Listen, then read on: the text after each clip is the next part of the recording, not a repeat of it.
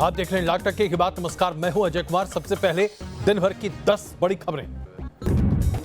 मुंबई के बाद दिल्ली में भी टूटा लॉकडाउन। रैन बसेरा जलने के बाद सैकड़ों मजदूर यमुना किनारे हुए जमा। आईएसबीटी के करीब जमा हुई भीड़। शेल्टर होम भेजे जा रहे हैं प्रवासी मजदूर।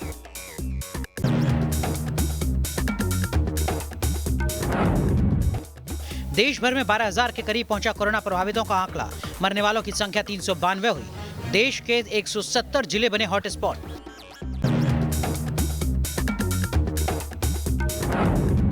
लॉकडाउन को लेकर गृह मंत्रालय ने जारी की गाइडलाइन।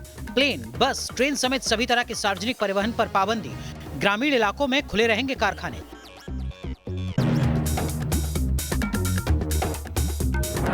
न्यूज नेशन की खबर का असर मुरादाबाद में मेडिकल टीम पर हमले पर सीएम योगी ने लिया संज्ञान। आरोपियों के खिलाफ लगेगा एनएसए। संपत्ति नीलाम कर होगी हर्जाने की वसूली।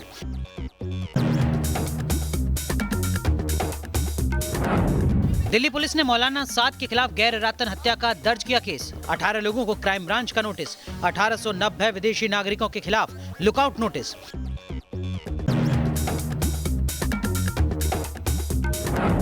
राजधानी में कोरोना के मरीजों की संख्या 1500 के पार। दिल्ली के स्वास्थ्य मंत्री सत्येंद्र जैन का बयान, 1080 केस मरकज से जुड़े।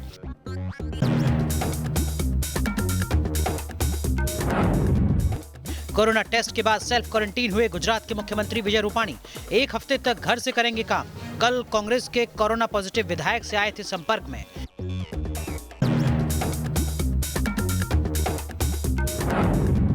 बांद्रा रेलवे स्टेशन पर भीड़ को उकसाने के आरोपी विनय दुबे को पुलिस हिरासत। कोर्ट ने 21 अप्रैल तक पुलिस हिरासत में भेजा।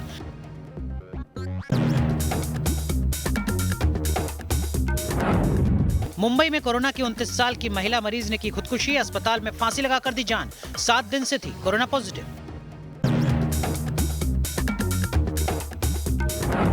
कोरोना से सहमा सुपर पावर अमेरिका। 24 घंटे में 2000 से ज्यादा लोगों की मौत। अमेरिका ने WHO की रोकी फंडिंग। आइए आज की बड़ी खबर आपके सामने प्रस्तुत करते हैं। हम सब जानते हैं कि चमगादड़ की वजह से कोरोना वायरस आज पूरी दुनिया भर को अपनी चपेट में ले रहा है, लेकिन हमें ऐसा लगता था कि यह कोरोना वायरस चीन में पाए गए चमगादड़ों की वजह से है। लेकिन अब जो जानकारी सामने आ रही है वो ये बताती है कि हिंदुस्तान में भी चमगादड़ों की 2 प्रजाति है जिसमें कोरोना वायरस का संक्रमण बड़े पैमाने पर पाया जा सकता है। यानी कि अगर ये चमगादड़ प्रजाति के द्वारा खाए गए किसी भी वस्तु को कोई इंसान खा ले तो उसके बाद कोरोना वायरस यहां भी उतने ही बड़े पैमाने पर संक्रमित कर सकता है लोगों को। चेत जाइए, अभी ये बला टली नहीं है। कोरोना वायरस और चमगादड़ों के बीच कनेक्शन पर सबसे बड़ा खुलासा।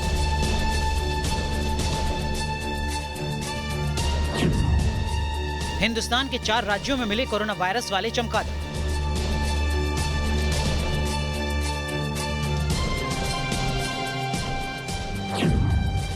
भारत में चमगादड़ की 2 प्रजातियों में मिले बैट कोरोना वायरस।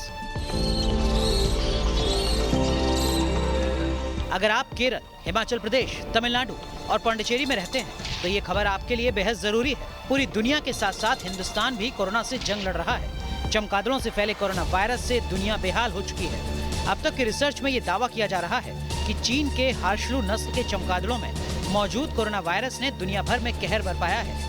अब ICMR की रिसर्च में ये खुलासा हुआ है कि देश के 4 सूबों में मौजूद 2 अलग अलग नस्ल के चमगादड़ों में कोरोना वायरस मिले हैं। केरल, हिमाचल और तमिलनाडु के साथ साथ पांडिचेरी में चमगादड़ के लिए गए नमूनों में बैट कोरोना वायरस मिलने की पुष्टि हुई है। ICMR की ये report Indian journal of medical research में पब्लिश हुई है। उसके मुताबिक केरल, हिमाचल प्रदेश, पांडिचेरी और तमिलनाडु में मिलने वाले चमगादड़ों की 2 प्रजातियों में कोरोना वायरस यानी बैट कोव की मौजूदगी मिली है। पुणे में राष्ट्रीय विषाणु विज्ञान संस्थान यानी NIV में वैज्ञानिक डॉक्टर प्रज्ञा यादव की निगरानी में ये रिसर्च हुई है। केरल, हिमाचल प्रदेश, पांडिचेरी और तमिलनाडु में पाए जाने वाले रोजेत्सु और टेरोपस प्रजाति के बैट में कोरोना वायरस मिले हैं। टेरोपस वही नस्ल है जिनमें साल 2018 में निपाह वायरस भी मिला था। तारीख गवाह है कि महज 20 साल में 3 बार दुनिया चमगादड़ों से फैली जानलेवा बीमारियों का शिकार हुई है। चमगादड़ों से फैले वायरस की वजह से हजारों लोगों की मौत हो चुकी है। साल 2003 चमगादड़ों से फैले सार्स वायरस ने दुनिया में कहर बरपा दिया था। मई 2018 चमगादड़ों से फैले निपाह वायरस से एशिया कांप उठी। दिसंबर 2019 चमगादड़ों से फैले कातिल कोरोना वायरस से दुनिया में हाहाकार मच गया और अब भारत में चमगादड़ों में कोरोना वायरस का मिलना खौफ पैदा करता है। हालांकि ICMR के वैज्ञानिकों के मुताबिक भारत में चमगादड़ों की जिन प्रजातियों में कोरोना वायरस मिले हैं उनका लिंक कोविड-19 महामारी से नहीं है। मतलब ये बैट कोरोना वायरस से तो संक्रमित है, लेकिन वायरस का ये रूप वो नहीं है जैसा कोविड-19 वायरस है। हिंदुस्तान के 4 राज्यों में मिले चमगादड़ों से मिला कोरोना वायरस वेट कोरोना वायरस VTCOV है। जानकारों का दावा है कि वेट कोव में 16 अलग अलग तरह के वायरस मौजूद रहते हैं और खुद चमगादड़ों में 5 दर्जन से ज्यादा तरह के वायरस मौजूद हैं। ICMR की चमगादड़ों पर हुई ये नई रिसर्च न सिर्फ चौंकाने वाली है, बल्कि आगाह भी करती है कि हमें अपने आसपास की प्रकृति और जानवरों पर नजर रखने की जरूरत है। केरल में मिलने वाले चमगादड़ों की नस्ल निपाह का आतंक मचा चुकी है। ऐसे में जरूरत सावधान रहने की है। Team news nation. और जरूरत इसलिए भी सावधान रहनी है क्योंकि अब हमारे देश में हॉटस्पॉट कोरोना से संक्रमित जगहों की संख्या लगातार बढ़ती चली जा रही है। 170 ऐसे जिले पाए गए हैं जिनमें कोरोना के संक्रमण की स्थिति काफी भयावह है, जिन्हें हॉटस्पॉट करार दिया गया है।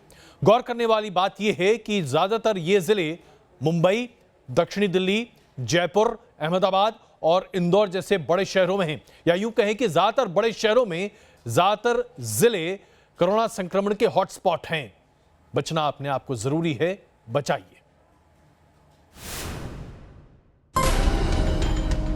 मुंबई, दिल्ली, जयपुर, अहमदाबाद और इंदौर, अगर आप इन जिलों और शहरों के बाशिंदे हैं तो संभल जाइए, सावधान हो जाइए। ये महज शहरों के नाम नहीं बल्कि कोरोना के 5 सबसे बड़े एपिसेंटर हैं।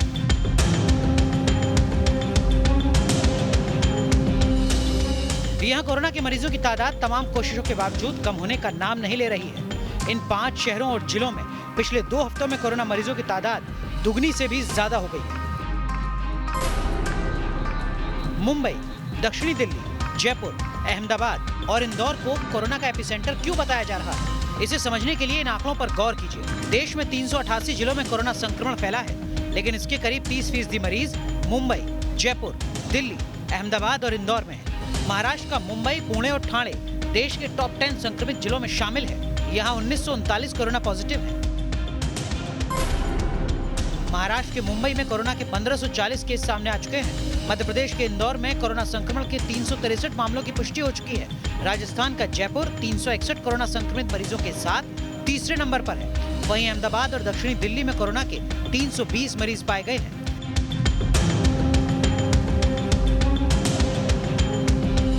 मुंबई में 7 दिनों में 1151 केस बढ़े हैं। यहाँ 2 दिन में 242 और 217 मामले सामने आए। जयपुर में कोरोना संक्रमण के कुल 361 मामले मिले हैं।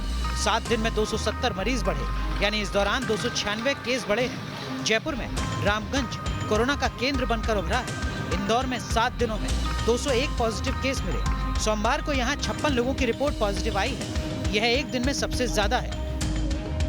अहमदाबाद में एक हफ्ते पहले 38 केस थे, अब 320 हो गए हैं, यानी इस दौरान 782% की रफ्तार से मामले बढ़े हैं।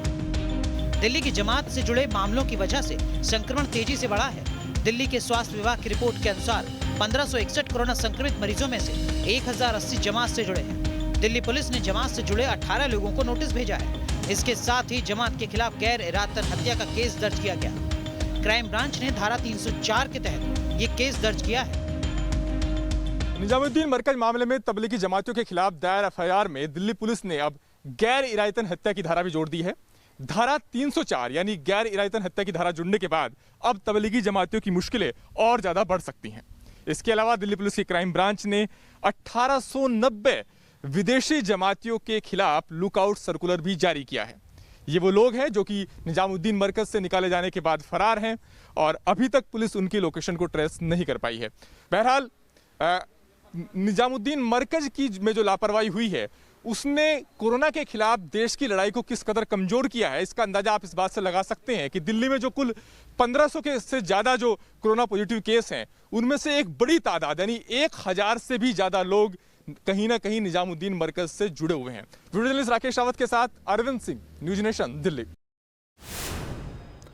और आइए अब आपको दिखाते हैं बांद्रा स्टेशन के ठीक सामने जो बड़ी भीड़ जमा हुई थी मस्जिद के बाहर, जो कि मस्जिद के उलमाओं की अपील के बाद खारिज हुई और पुलिस के लाठीचार्ज के बाद उस भीड़ को वहां पर एकत्रित करने में किन किन लोगों की भूमिका थी, क्या साजिश रची गई और क्या वाकई में साजिश के तहत उस भीड़ को वहां बुलाया गया था ताकि यह साबित किया जा सके कि सरकार के तमाम इंतजाम सिर्फ खोखले हैं। आइए इन सवालों को हम किस तरीके से आपके सामने प्रस्तुत करें, अब दिखाते हैं। आया तो आंधी ना, कौन भागेगा? देखो भागने वाले दिख रहे क्या यहाँ पे?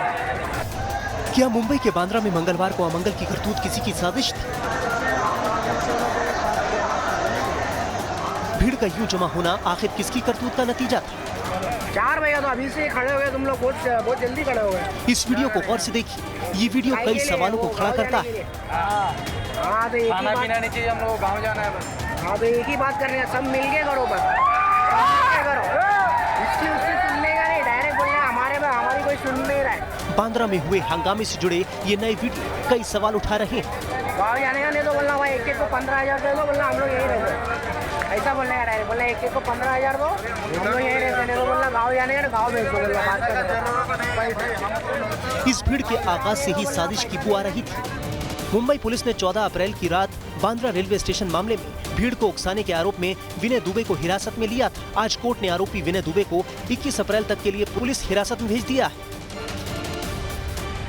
मंगलवार को देश की आर्थिक राजधानी की इन तस्वीरों ने पूरे देश को परेशान कर दिया था। कोरोना संकट के इस दौर में जब पूरे देश में लॉकडाउन है, लोगों को घरों से निकलने पर पाबंदी लगी हुई, तमाम शहरों में सड़कों पर सन्नाटा पसरा हुआ है। देश भर की आवाम से बार बार सोशल डिस्टेंसिंग की अपील की जा रही है। ऐसे में मुंबई से आई ये तस्वीरें लॉकडाउन का मजाक उड़ाती मालूम पड़ती हैं। जब काफी देर तक भीड़ जमा रही तो पुलिस ने पहले तो समझाने की कोशिश की और फिर भीड़ को तितर बितर करने के लिए लाठीचार्ज कर दिया। लाठियां चलते ही लोगों की भीड़ इधर उधर भागने लगी और फिर देखते ही देखते पूरा इलाका खाली हो गया।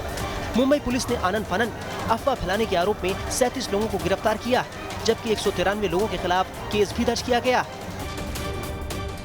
आज के लॉकडाउन के समय में कुछ लोग व्हाट्सएप, फेसबुक, मैसेजेस, ट्विटर इत्यादि द्वारा गलत अफवाहें समाज में फैलाने का काम कर रहे हैं। उसी प्रकार जाति जाति में दरार खड़ी करने का काम इस माध्यम के जरिए से कर रहे हैं। अब तक 197 गुने दाखिल हो चुके हैं और 37 लोगों को गिरफ्तार किया गया है। तो कृपया करके अफवाह ना फैलाएं और पुलिस को सहकार्य कीजिए। मुंबई पुलिस ने कल की घटना को नजीर मानते हुए आज मुस्तैदी बढ़ा दी है। बांद्रा में कल मजदूरों के बाहर निकलने की घटना के बाद आज सड़कों पर सन्नाटा दिखा। मैं इस वक्त मुंबई के बांद्रा इलाके में हूं, जहां पर सड़कों पर गाड़ियों की इक्का दुक्का संख्या और न के बराबर जनता। ये तस्वीर ये बताने के लिए काफ़ी है कि लॉकडाउन के नियमों का पालन किया जा रहा है, लोग इसको गंभीरता से ले रहे हैं। बांद्रा में इसका पालन होना इसलिए भी ज़रूरी है कि यहाँ पर कई जोन जो हैं वो कंटेनमेंट जोन है, कई जोन को रेड जोन घोषित कर दिया गया है। वो बात अलग है कि मुंबई के बांद्रा इलाके में बीती शाम को जो घटना हुई है उससे मुंबई शर्मसार हुई है, लेकिन ठीक एक दिन बाद आज सवेरे जो तस्वीरें सड़कों से आ रही हैं वो ये बताने के लिए काफ़ी हैं कि मुंबई अब जागरूक है और घर से बाहर नहीं निकल रही। देश में कोरोना के बढ़ते खतरे को देखते हुए पीएम मोदी ने 14 अप्रैल की सुबह लॉकडाउन की मियाद 3 मई तक बढ़ाने का फैसला किया था और शाम होते होते इस तरह के हंगामे की तस्वीरें सामने आ गई थी। जाहिर है ये किसी बड़े साजिश की ओर इशारा करती है, जिसे अंजाम देने के लिए एक बार फिर गरीब मजदूरों के कंधों का इस्तेमाल किया गया।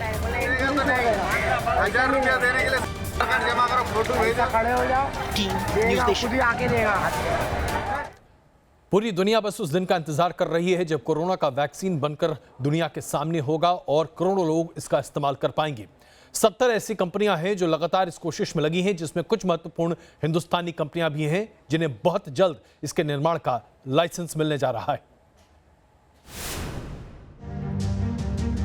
कोहराम मचाते कोरोना के वैक्सीन पर काम जारी, कोरोना से बचाने वाले टीके की खोज जारी। आज पूरी दुनिया के वैज्ञानिकों का सिर्फ एक ही मिशन है और वो है कोरोना की कारगर दवाई और वैक्सीन की खोज करना, क्योंकि शायद ही दुनिया का कोई ऐसा कोना बचा है जहां जानलेवा कोरोना ने दस्तक नहीं दी हो। चीन से लेकर अमेरिका और हिंदुस्तान से लेकर रूस, हर तरफ कोरोना काल बन चुका है। दुनिया भर में लाखों लोग कोरोना के कारण दम तोड़ चुके हैं, तो लाखों लोग अब भी जिंदगी और मौत के बीच जंग लड़ रहे हैं। ऐसे में कोरोना की दवाई और उसके वैक्सीन की खोज का मिशन जारी है। विश्व स्वास्थ्य संगठन यानी WHO ने दावा किया है कि कोरोना वायरस के 70 वैक्सीन का टेस्ट चल रहा है और ये परीक्षण 3 व्यक्तियों पर अलग अलग जगह परीक्षण किया जा रहा है। विश्व स्वास्थ्य संगठन के मुताबिक हांगकांग की कैंसिनो बायोलॉजिक्स और बीजिंग इंस्टीट्यूट ऑफ बायोटेक्नोलॉजी की ओर से दवा बनाई जा रही है। ये एक प्रायोगिक वैक्सीन है जो सेकंड फेज में है। वहीं इंसानों में परीक्षण किए जा रहे अन्य 2 वैक्सीन अमेरिका की दवा कंपनी की ओर से विकसित किए गए हैं। कोरोना वायरस के वैक्सीन को जल्द से जल्द तैयार करने की कोशिश की जा रही है। छोटे और बड़े ड्रग मेकर कोरोना का वैक्सीन विकसित करने की कोशिश में जुटे हुए हैं, जो वायरस को रोकने के लिए सबसे प्रभावी तरीका होगा। PFOIR इंक और सनोफी जैसी फार्मास्यूटिकल दिग्गज कंपनियां इस दौड़ में आगे हैं। कुछ दिनों पहले अमेरिका के सियाटल के रिसर्च इंस्टीट्यूट में कोरोना के टीके का पहला परीक्षण किया गया था। तब एक महिला को पहली बार कोरोना वैक्सीन दी गई थी। एक रिपोर्ट के मुताबिक इजराइल ने भी कोरोना वायरस जैसी जानलेवा बीमारी के लिए वैक्सीन इजाद कर ली है। इस दौरान वैक्सीन के इन्फेक्ट और साइड इफेक्ट की जांच कर अध्ययन भी किया जा रहा है। इसके अलावा परीक्षण के दौर से गुजर रही एक नई दवा में भी कोरोना वायरस से मुकाबले की उम्मीद की किरण दिखी है। ये दवा कोशिका के स्तर पर वायरस का रास्ता रोकने में असरदार दिख रही है। माना जा रहा है कि इस दवा से कोरोना का इलाज मुमकिन है। रिसर्च में पता चला है कि वायरस रक्त वाहिनियों और किडनी को संक्रमित करता है, जिसे नई दवा से रोका जा सकता है। हालांकि अभी कोरोना की दवाई और वैक्सीन सभी ट्रायल से गुजर रहे हैं और फिलहाल कोई फाइनल दवा या वैक्सीन नहीं मिला है। News nation. मक्का मदीना में आज कोई भी व्यक्ति नमाज पढ़ने नहीं जा रहा। किसी भी मस्जिद में कहीं पर भी कोई नमाज पढ़ने नहीं जा रहा।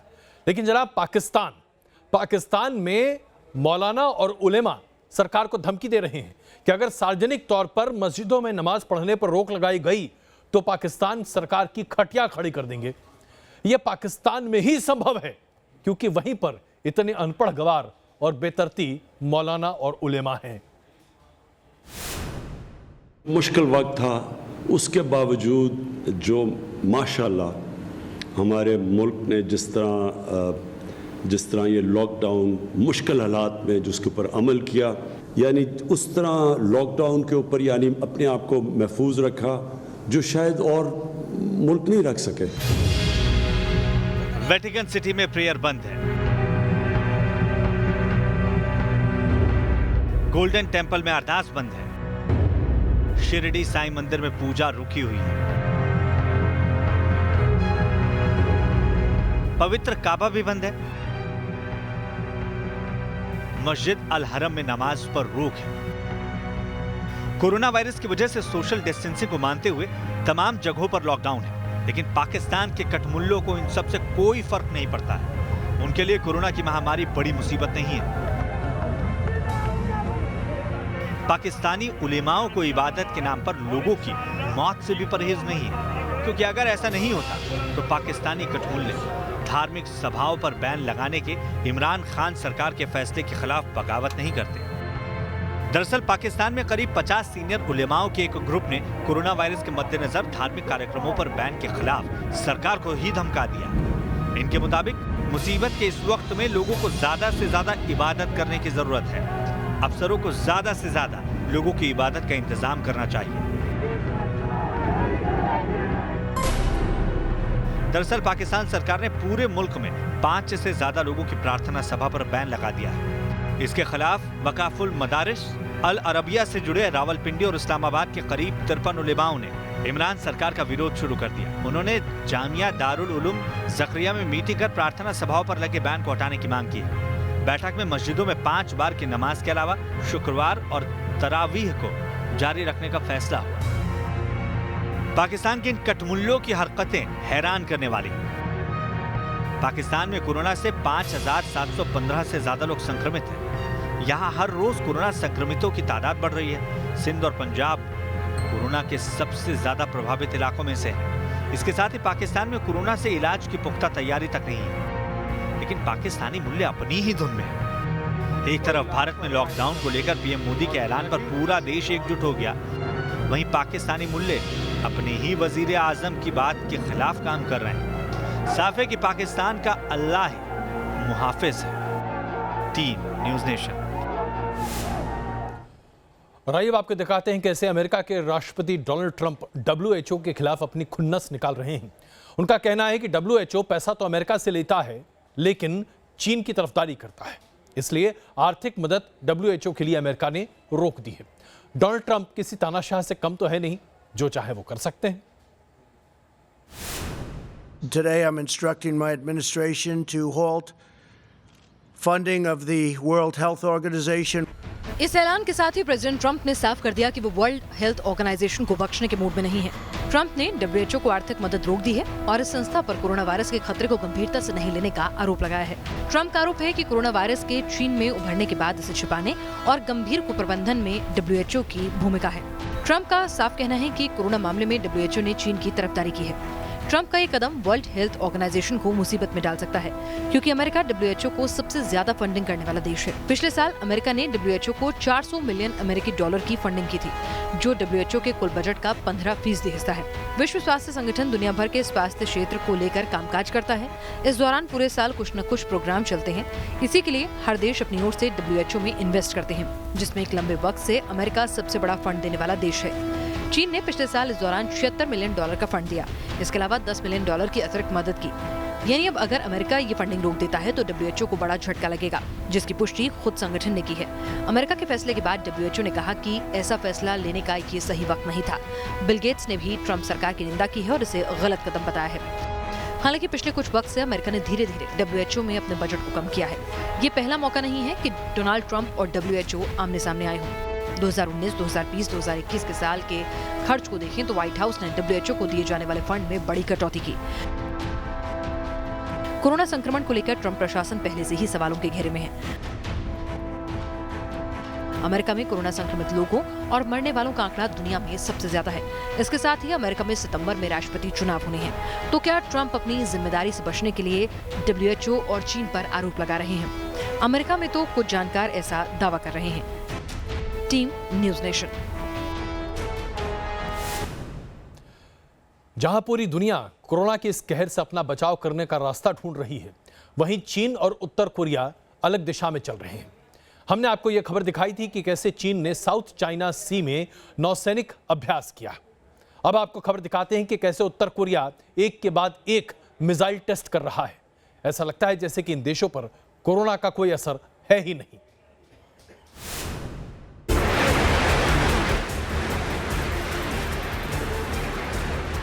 कोरोना से जूझती दुनिया पर तानाशाह किम का कहना। दुनिया कोरोना वायरस का इलाज खोज रही है, वहीं तानाशाह ताबड़तोड़ मिसाइलें दाग रहा है।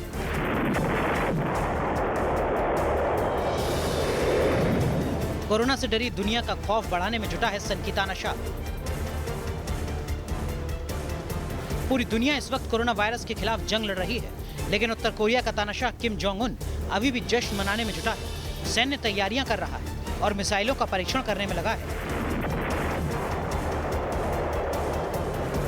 दरअसल तानाशाह को अपनी सनक पूरी करने का बहाना चाहिए। इस बार मिसाइलों की टेस्टिंग की वजह बनी किम इल सुंग की वर्षगांठ। 14 अप्रैल को उत्तर कोरिया का समंदर कम दूरी की एंटी शिप क्रूज मिसाइलें और हवा से सतह तक मार करने वाली मिसाइलों के धमाके से गूंज उठा। दक्षिण कोरिया के जॉइंट चीफ ऑफ स्टाफ के दफ्तर के मुताबिक स्थानीय समय के मुताबिक सुबह करीब 7 बजे एंटी शिप मिसाइलें उसके पूर्वी तटीय शहर मुनचोन से 150 किलोमीटर दूर समंदर में जाकर गिरी। जबकि इसी दौरान सुखोई विमानों से हवा से सतह तक मार करने वाली मिसाइलों का परीक्षण किया गया। चीफ ऑफ स्टाफ की तरफ से ये तो साफ नहीं बताया गया कि कितनी मिसाइलें दागी गई, लेकिन कहा गया कि अमेरिकी इंटेलिजेंस के साथ इसकी जानकारी साझा की गई। दक्षिण कोरियाई अधिकारियों के मुताबिक उत्तर कोरिया ने पिछली बार जून 2017 में इसी तरह एंटी शिप क्रूज मिसाइल का टेस्ट किया था। शायद उसके बाद अब किया है।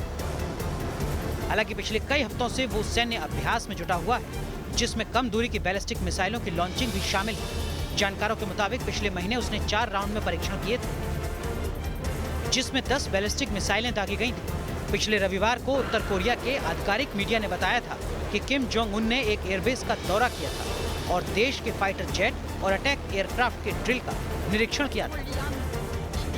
Team news nation.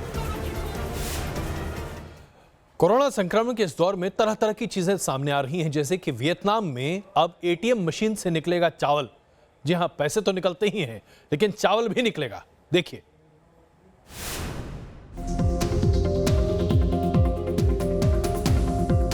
एटीएम से अभी तक आपने नोट निकलते हुए देखा होगा, मगर वियतनाम में मशीनों से गरीब को चावल मुहैया कराया जा रहा है। सुनने में थोड़ा अजीब लग रहा होगा, लेकिन कोरोना वायरस से पैदा हुए संकट के दौर में यह हकीकत बन चुका है।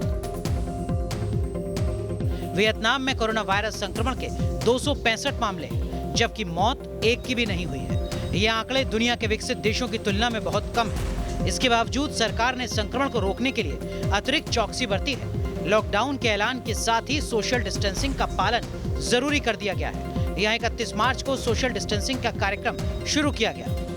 बेरोजगार और गरीब लोगों के लिए राइस मशीनें लगा दी गई। मशीन से चावल लेने का समय सुबह 8 बजे से शाम 5 बजे तक निर्धारित किया गया है। एटीएम लाइन में खड़े लोगों को 6 फीट एक दूसरे से दूर खड़ा होना पड़ता है। चावल लेने से पहले उन्हें हैंड सैनिटाइजर का इस्तेमाल करना जरूरी होता है। एक शख्स को 2 किलो चावल दिया जा रहा है। कभी न रुकने और थकने वाली मुंबई से हैरान करने वाली तस्वीरें सामने आई हैं। यहाँ लॉकडाउन के बीच पसरा सन्नाटा परिंदों को रास आ रहा है। मुंबई के जेजे फ्लाईओवर पर मोर दिखने लगे। देखो भाई लोग, जेजे के ब्रिज के ऊपर मोर आ गया है, मोर। ये मार्मिक तस्वीर रायपुर एम्स की है। कोरोना पॉजिटिव महिला की मासूम बच्ची को नर्सों ने पीपीई सूट में दूध पिलाया। दरअसल इस मासूम का पूरा परिवार ही कोरोना संक्रमित है, लिहाजा इसकी देखभाल का जिम्मा नर्सेज ने उठा लिया है। Team news nation. बन रहे हमारे साथ, तुरंत वापस आते हैं और फिर आपको दिखाएंगे लाख टके का स्पेशल। जी हां, हम बताएंगे आपको कोरोना की वजह से दुनिया भर के तमाम युद्ध क्षेत्र शांत हैं। क्यों हुआ ये? बने रहिए हमारे साथ।